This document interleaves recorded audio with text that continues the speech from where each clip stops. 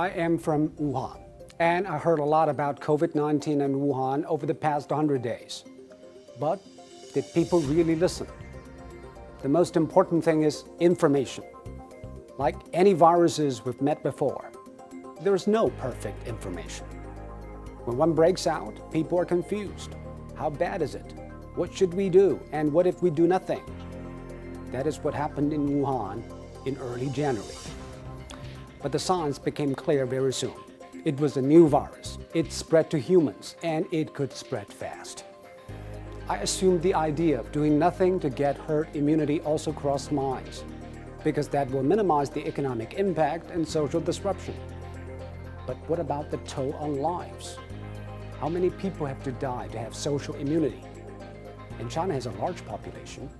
That means even a small fatality rate of 1% from 1.5 billion would account for a lot of people. Chinese policymakers soon realized we could not wait, and we needed to do something, big and quick. We went back to the basics: testing, isolation, and contact tracing. But that proved to be challenging. If you have enough testing kits and trace contacts thoroughly, you don't need to isolate everybody. That is what Singapore and South Korea did.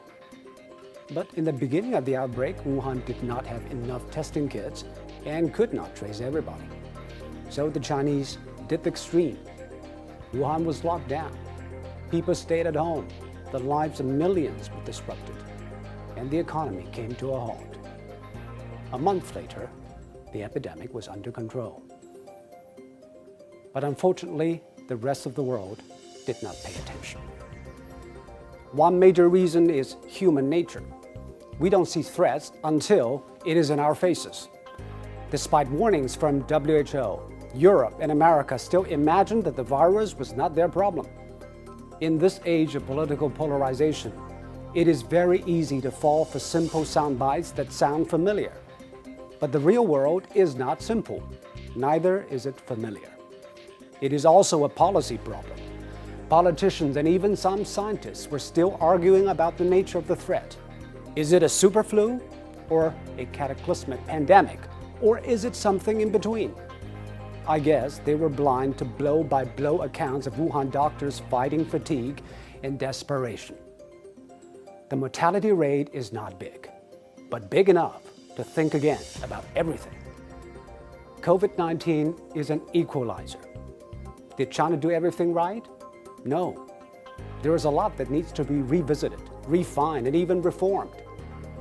But if you're blinded by stereotypes like how we can trust information from a communist country, you are not only doing injustice to the painful efforts of the Chinese, you are denying yourself a chance to gain insights into a common enemy that respects no national borders and political inclinations. Let us not be provincial here. Some of the ideas and practices might not apply elsewhere, but it won't hurt to listen. Isolation means isolation. It needs compliance from the people. China underwent a period in which the government moved infected patients and even their close contacts from their homes and put them in strict quarantine. That is extreme. But that also dramatically cut down infections. People think of the Chinese as disciplined, but what I saw in Wuhan was beyond normal discipline.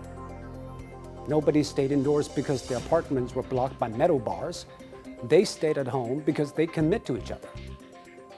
In general, the lockdown in China was much more severe. Of course, the debate about individual rights and public health will go on. But when the house is about to burn down, we don't argue about our bath time. But there are things unique to the Chinese system, of course. For example, the relationship between the central and the local governments. The central government in China plays the role of a champion, guide, coordinator, supervisor, and guarantor of last resort. So when I saw Governor Cuomo of New York begging the federal government to step in to get ventilators, I thought, wow, what a difference different systems can make. So you have 50 states competing to buy the same item. We all wind up bidding up each other. In February alone, the central government in China sent 16,000 ventilators to Hubei. Yes, one part of the country is locked down, but it is not cut off. On the contrary, it is lifted up by the rest. The American system is different. The federal government in DC is not the central government in Beijing.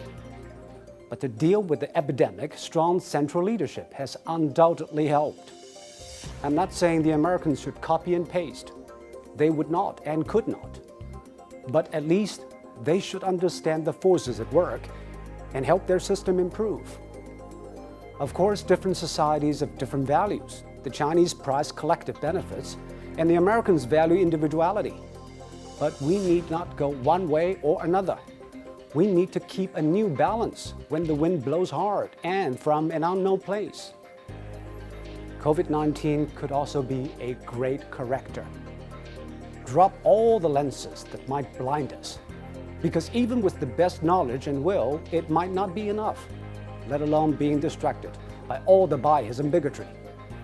What a doctor did in Wuhan might save a life in Bergamo, and a New Yorker did not do may end up overwhelming a community in New South Wales. Let us stare at the problem with clear eyes and clear conscience, and let us do it together. We fight this with our strength and vulnerabilities. My families and friends back in Wuhan told me they are on the move again.